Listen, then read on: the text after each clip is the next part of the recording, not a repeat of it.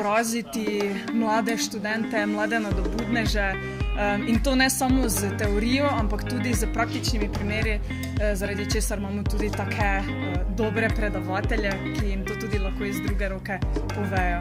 Vrednost je neprecenljiva. To, kar vi vidite, je pravzaprav 1/4 vsega organizacije, ki je bila vložena v to.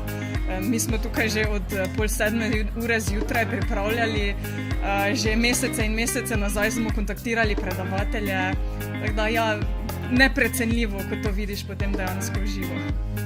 Organizacija, moram reči, da do zdaj je bila skoraj da brezhibna. Zgodilo se nam je, da nam je sicer odpadlo prvo predavanje, ampak smo tudi to uspeli nekako zakrpati z zajtrkom, malo smo podaljšali in pa začeli prvo predavanje točno.